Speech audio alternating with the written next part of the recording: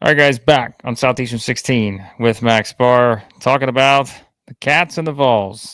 Two big wins here to start the day for those two teams. Yeah, it's it's quite a performance, I think, for both fan bases. Really wanted to see two performances like that. We said Tennessee going on the road, Max, a little tricky game maybe at Oklahoma was not tricky at all. After the highest scoring first half of the season for the Vols, and then Kentucky takes care of business against the Gamecocks, but not just that. They get Lamont Butler back, Yep. and just how about that? Good news everywhere for Tennessee and Kentucky fans right now. Maybe they've been waiting on that, right? When it comes to injuries and results and all that, consistently incredible stuff. So, by the way, as you can all tell, I'm in a different location, so we're gonna try to make this as good as we can. But hey, we do what we can, Max. So. Yep. Hey, just like one of our biggest Auburn fans has to say, it's a Saturday at Southeastern 16. Oh, You knew we were going to be live. We're going to be live again, and then again after that, and then probably again after that. Nothing better.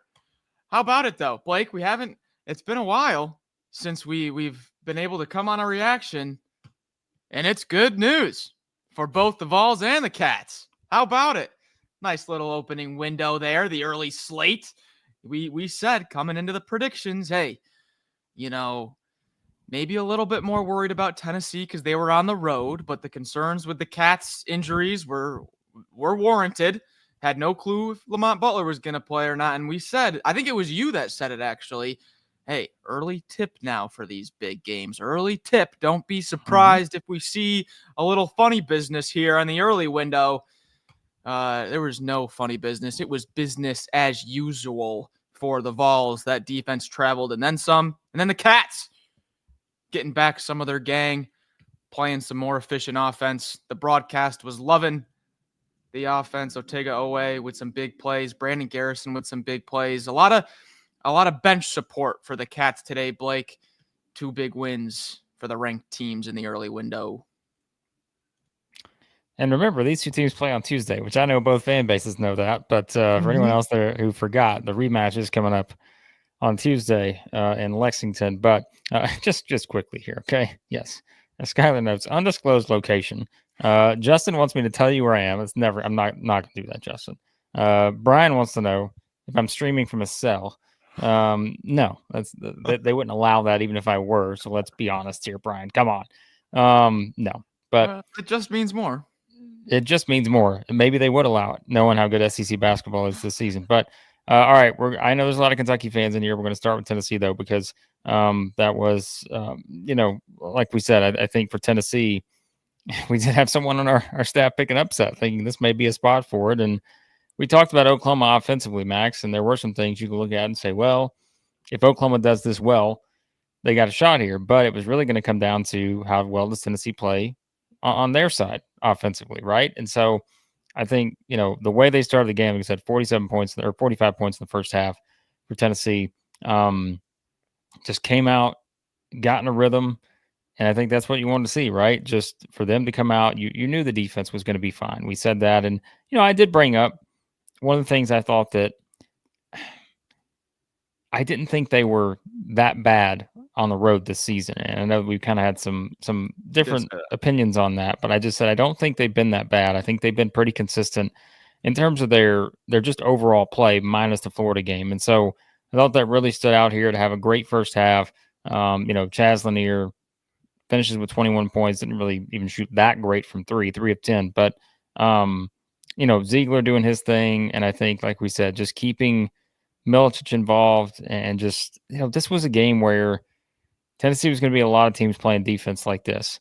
And it's just for them to kind of get a little bit more of that, getting off to a good start, right? Because it's like the second half, it's a 27-25 output in the second half. Oklahoma scores 27, Tennessee scores 25. But this team's one of those where if they just get hot and you have a stretch like they had in the first half where they're up 20, their defense is going to win the game the rest of the way. So, yeah, I think they started.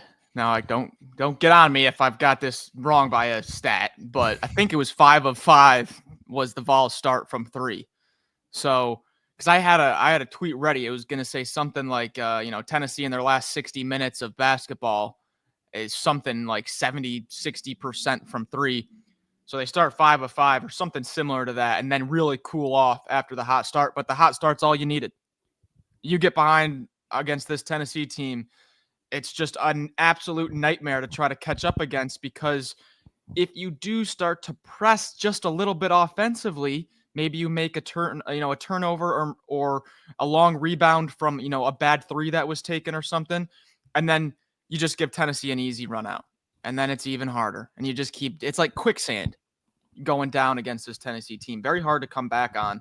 But this was a game, and I'll give Blake credit once again, because every once in a while I've got to bring up that I selected Josh Hubbard for first team in the preseason over Zeigler.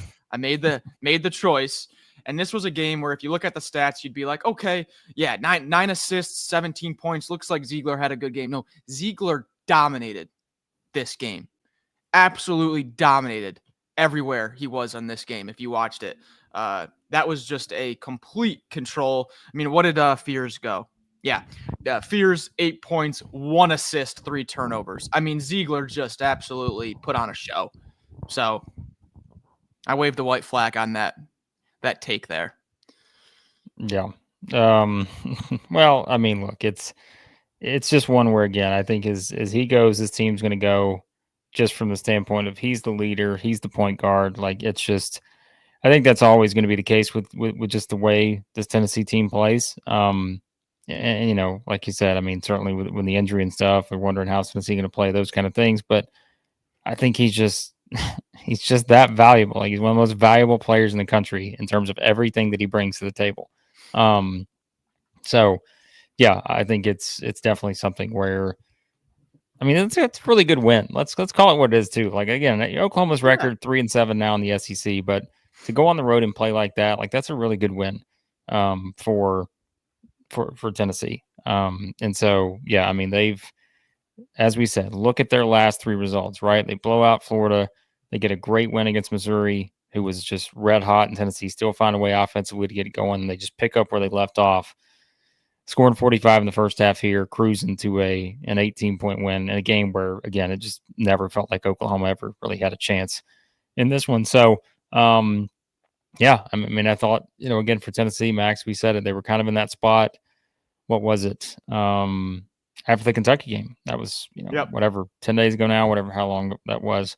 We were sitting there at 4-4, and you're looking up thinking, man, I mean, this is kind of danger zone with Florida, Missouri coming up after that. And, now you got these back-to-back road games, but, they've won the 3 games since then. And I think that's what you want if you're Rick Barnes, to see a team like this that has some older guys kind of respond that way. And yeah, they have. So I got 2 things quick on this game. You had mentioned, like, even Chris picked Oklahoma, and I was flirting with it. I was flirting with the pick. Didn't do it, but I was saying hello. How are you, Sooners at home? And this is why.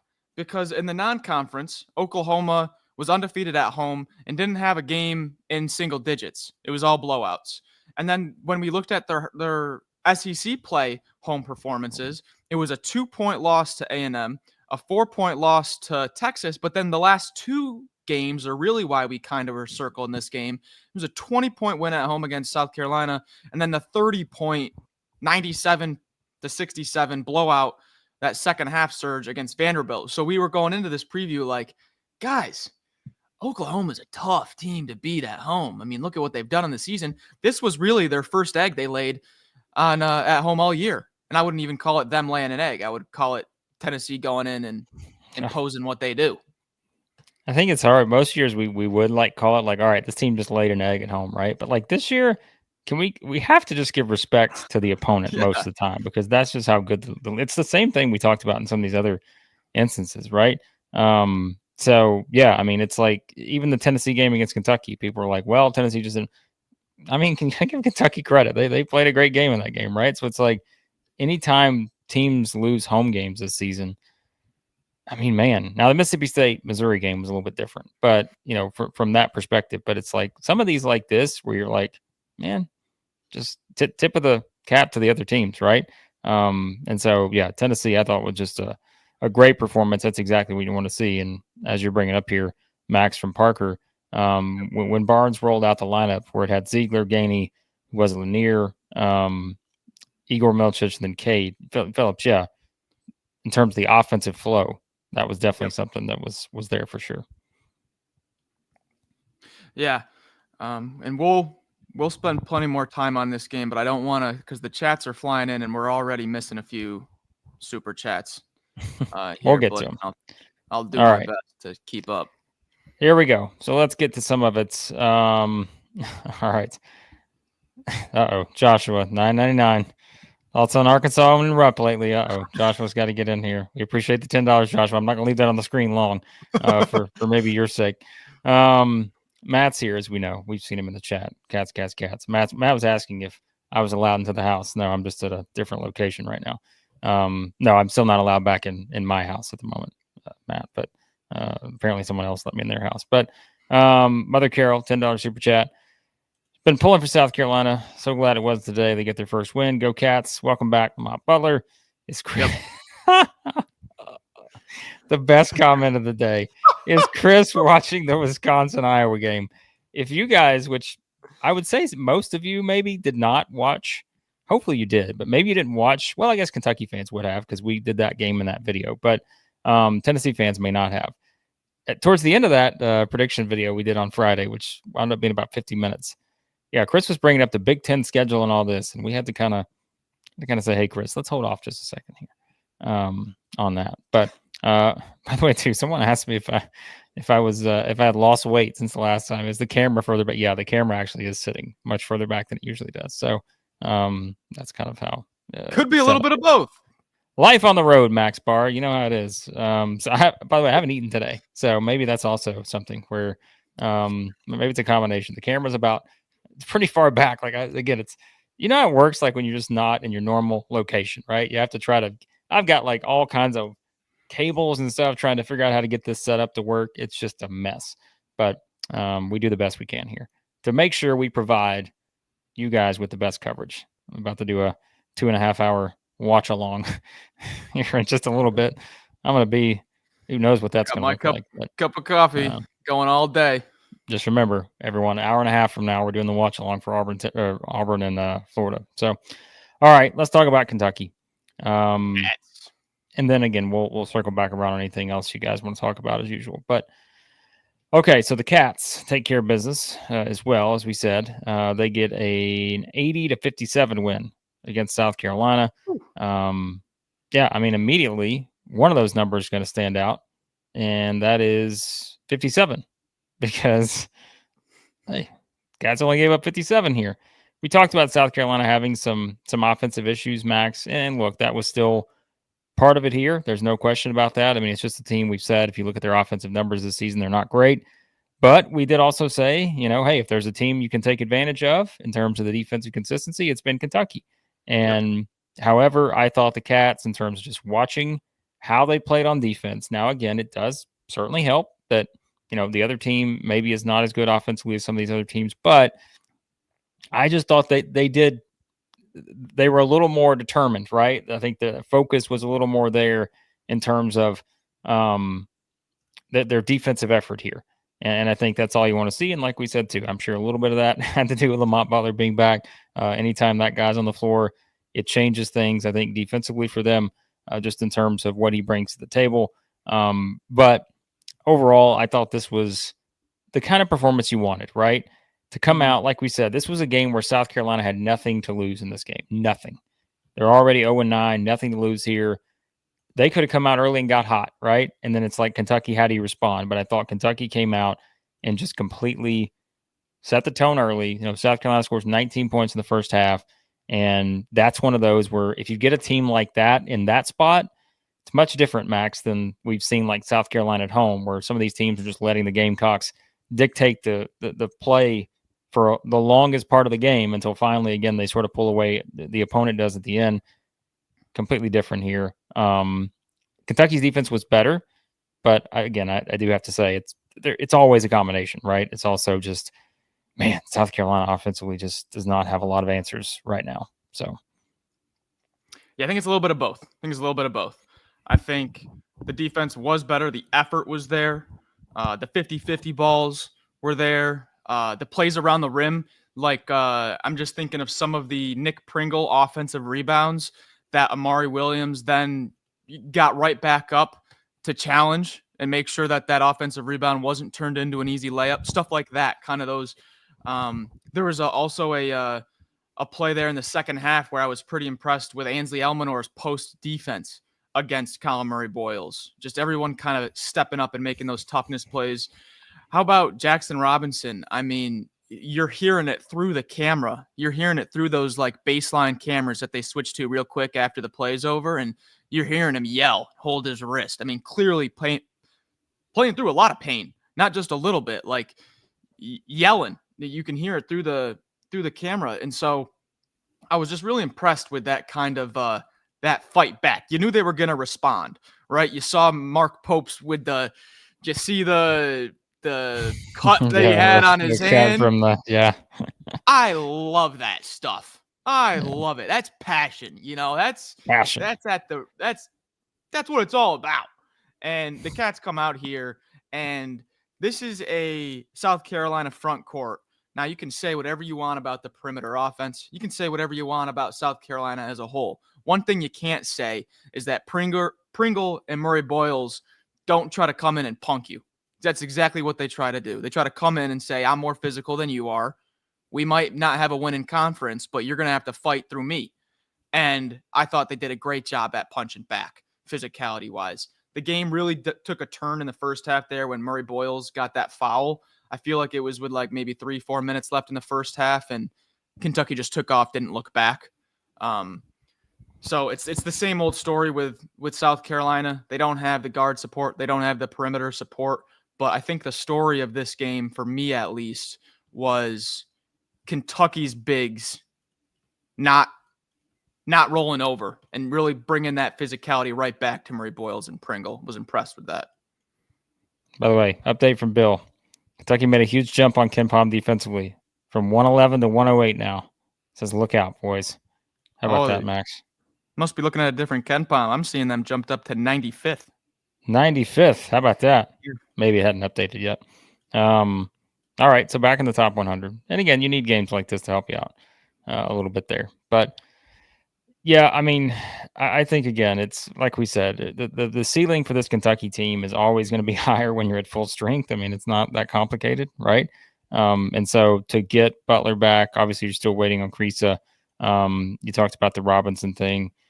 Yeah, so I think that's still going to be, one of those where it's just kind of a scenario where that's going to still dictate, I think, their success the rest of the season. And it's just all about getting healthy at the right time. And we see if they can kind of maintain that, the rest of the way here during the grind of the SEC schedule. Because like we said, they get that rematch coming up against Tennessee on Tuesday.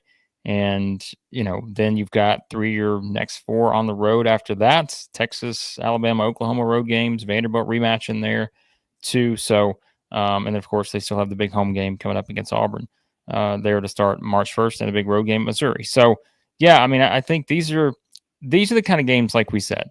Are we going to have takeaways from this game where we're just going to completely change our opinion on a team like Kentucky one way or the other? Probably not. But it's also one where unpredictability has been the theme of this team. And to get a performance like this, where like this is how you should have won a game against South Carolina, right? There were no big surprises. Like there were no, okay, South Carolina hung on until the final minute. Kentucky wins 80-75 or something, right? It was sort of, this is the way it should have gone against them. And I think sometimes that speaks to, a team just being able to go out, needing a performance like this, like we said, given some ups and downs recently for them, losing 4 or 5 coming into this game.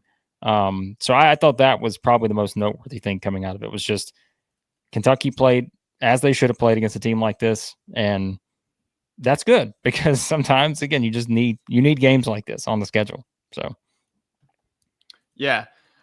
One thing I was thinking during the game, and I think it might have been Brandon Ramsey, might have been a comment under one of Brandon Ramsey's posts, but talking about Brandon Garrison and his already starting to set the expectation for him next year.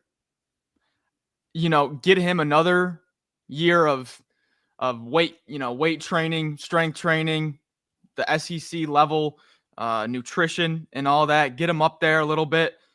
And man, he is going to be so good next year. He shows flashes. And you're just like, man, give this guy another year, get that 3-point shot down even a little bit more, get him a little bit more comfortable passing off the top of the key there, starting that point center offense that Pope does. Man, I'm excited for another year of Brandon Garrison. That was a thought I was having during the game. Another thing I was thinking about, Blake, was where's Arden Conyers for South Carolina? He was playing like 30 minutes a game when Jamari Thomas was out. Now, since Jamari Thomas has been in, he's been virtually played 11 minutes the last 2 games. Yeah, combined. Barely playing. And he was like a guy that was like, whoa, he's got some length here, 6'7", can knock down a few threes, had multiple games with at least 2 threes. And you're like, okay, it looks like they've got some, spark off the wing here, kind of behind the defensive maestro and Zachary Davis. It's like, I kind of like this. Well, that's gone away. Now Cam Scott gets 18 minutes absolutely out of nowhere, had only played 4 minutes in the past 4 games. So I just think that right now, South Carolina and Lamont Paris, they're just searching. They're still searching. And we're approaching week 2 of February here. No more time to be searching. And so when you're looking forward for South Carolina, their home games, these are the remaining home games, Blake. Ole Miss, Texas, Arkansas, and Georgia. I mean, the window is closing on grabbing a win or 2 here. They're going to beat somebody. I think they will. They're going to beat somebody. They will, but it's just closing fast. Yeah. Well, yeah, I mean, certainly. I don't think there's any doubt about that. I mean, it's wild to think you could have 2 SEC teams in back-to-back years go winless. But again, I don't think South Carolina's going to do that. I mean, we've known that there's just a different team on the road, but man, they've got to find a way to score points. And right now, I mean, you probably brought it up, but like they've only scored over 70 points once in SEC play. That was 72 at home against A&M. So of all the teams you think are going to score over 70 against, might not be an A&M. So yeah, that's not ideal. And like you said, I mean, now you play a defensive juggernaut on Wednesday and Ole Miss. Got to go to Florida, who's great defensively. Yeah, it's tough. So, boy. Anyways, as for Kentucky, as we said, they're going to I think you can build off of something like this, even though it's a win you're supposed to have. You can build off it, getting Butler back, get a little more rhythm on both sides of the floor probably. And yeah, I mean, it's just about staying healthy, I think, for Kentucky at this point, because we know what they're capable of. Look at the wins. And it's just, can they just find that consistency on the defensive side of the floor? Can you put together defensive performances back to back, right, against 2 completely different teams? Can you put together the same kind of sort of production? That's the question. Because we know Tennessee, as we said, it's all of a sudden Tennessee's playing pretty well on the offensive end of the floor. So yeah, it's going to be interesting. So I think even if Lamont Butler isn't 100%, like say he's not 100% the rest of the season, right? Whatever the shoulder is, whether it's labrum, whatever it is that he's dealing with, let's just say for the hypothetical, he's not going to be 100% all year. And maybe it's one of those situations where it's like, okay, listen, man, you can play. You might injure it a little bit worse, but you can play if you want to. Like, I don't know, but this is just a hypothetical. Throw that out there. Say Lamont Butler's not going to be 100% for the rest of the season. I still think like even 70% of Lamont Butler makes just a massive difference for this team. Even if he's not really shooting, only took 5 shots today, didn't even attempt a 3, had 3 assists, 3 turnovers. You could tell he was a little bit rusty in there, but him just being there, kind of that voice of the defense, the conductor telling everybody where to be, seeing the play before it happens. He's just so important. Didn't even really add much offensively, but just kind of that calming presence. It allows one more guy to pop off the bench and kind of be in more of a spark role rather than a starting role. So I feel good about Lamont Butler playing, even if he's not able to kind of be that offensive spark that he was earlier in the season, where he had some of those games. What was it like? I'm thinking of the Louisville game, where he just went bananas. Yeah. So yeah, I like him in there. All right. Shout out to Human. Human has become a member here at Southeastern 16, Max. Thank you to Human. Human will be perhaps jumping in on the watch along coming up in about an hour and 15 minutes. Auburn, Florida is our watch along for the week. You guys can join us in that. If you're a member, well, we watch the whole game, talk about it throughout, and then we'll also do the usual reaction stream right after it for everyone else who's not members of the channel. So $3.99, that's all you need to join the membership tier here at Southeastern 16. Flex Machine, Blake's trim beard. Looks like he's lost 20 pounds off his face. Listen, I'm telling you, if you could see the setup I have right now, this is where one like Matt's going to say, turn the camera. I can't turn the camera. But if you could see the way I have this angled, like the camera is almost like looking down on me. It's like 10 feet further this way. It's just nuts right now. So yeah, and I'm in one of these chairs, Max, where it's got the hard back on it. So I'm like leaning all the way back like this. And I'm just, Max, the things we do for SEC basketball, you know? I was just going to say, you don't want to see my setup. If it's not a cold garage, you know, it's something else, right? Yeah, I've seen Max's setup. It is. I talk about my current setup right now. It's nothing close to what Max is working with here. It's tremendous. But Matt's giving us $5 just because Chris isn't here. Hey, we can listen. We can tell Chris to not come on here if you want to just keep giving us money. Josh was back with $10 more. Still got his thoughts on the Kentucky Wildcats. But he's repping Coach Cal. Arkansas, yep. We will talk about them tonight, as we know. Yeah, we'll mention more on that game tonight in prime time. So, oh yeah, you guys want an ad read? Is that what you want? So you want an ad read? Well, let's see if I still got my touch, even though not in my normal location. Max, I see there's something on the bottom right of the screen there. What might that be? Something new, perhaps. Yeah, it looks nice. Does look nice. Almost like someone who knew what they were doing put that there. But in case you can't see it, well, we're just going to pull it up right here on this part of the screen too, because it's bracket bids. As you guys know, if you're getting ready to fill out a bracket this March, come on, you got to use bracket bids. And I already know I'm off to a great start on this read because Matt says it's terrible. So remember, if you want to take your college hoops experience to the next level, you can do it with bracket bids, enter into that free pick'em contest, or start an auction draft league with friends, family, or coworkers. Everyone starts with the same bidding dollars, but it's up to you to outwit and outbid your league mates to secure the teams you think will go the distance. Choose from multiple scoring models, including the upset bonuses to reward those bold picks.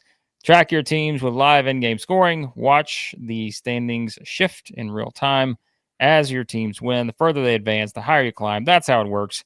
League play, use that promo code SC16 for 40% off. SC16 for 40% off. Download the Bracket Bids app today or visit them at bracketbids.com. We need you guys to visit Bracket Bids, all right? That's what we need. So, because come on, it helps us out. And so, all right, Bill, it's not a home game performance, Bill. Trust me. I can't be as loud because like there are people just all around the peripheral here. And again, that doesn't mean I'm doing this from a cell, folks. But I can't be as, jovial, I guess you could say. I try. I do my best here. So, Blake, you know what I just realized? What's that?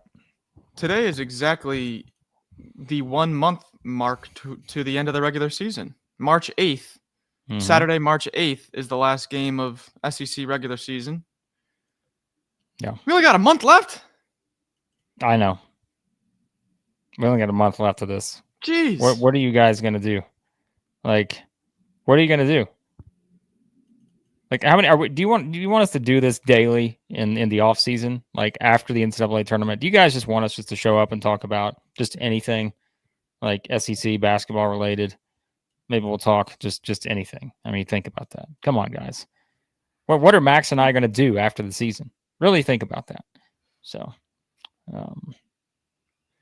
transfer season sometimes is crazier than the regular season. Joe, no. I'm sorry, guys. I don't want you here daily. Well, okay then, Joe, mother. All right.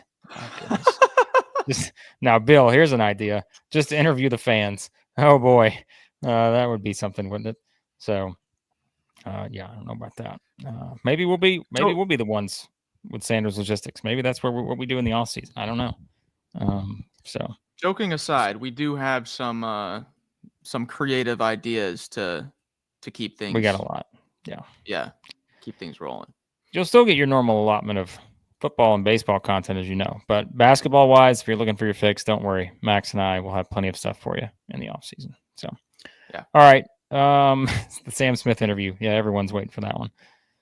The members have already actually had a Sam Smith interview in a sense. He's already come on some of the member stuff. So, get a job, Steven says. Well, that's probably not a bad idea either, huh?